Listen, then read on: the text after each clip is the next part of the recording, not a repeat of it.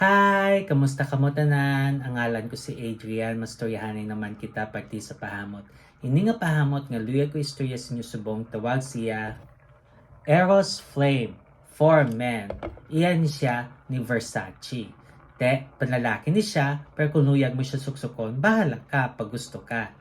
Ano ni siya klase nga pahamot? Bali, mahumok kag makahang nga citrus. Amo na siya kung simutan. Angay siya sa tugnaw nga panahon, ang temperatura nga para siya between 50 to 70 degrees Fahrenheit o kung 10 to 21 degrees Celsius. Ano ang iyang mga nota? For the top, we have mandarin orange, black pepper, chinoto, lemon, kag rosemary. Tatlo ka citrus, mandarin orange, chinoto, kag lemon. Tapos may black pepper siya para gadugang pagkakahang. For the mid, we have pepper, liwat, geranium, kag rose dugangan pagit pepper para magkahang pagit siya. Tapos may rosas siya, kag ang geranium, do rosas na siya nga nang may pagka-herbal kung simutan.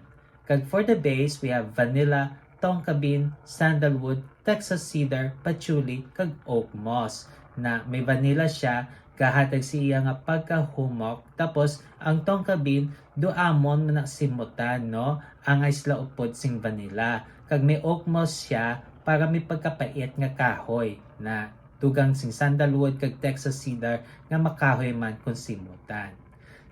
Kabay pa nga namian kamo sini nga pahamot. Kag kung may iban pa ka mga pahamot nga luyag istorya sa akon, ibilin lang sa comment section. Sa tuso naman, bye-bye!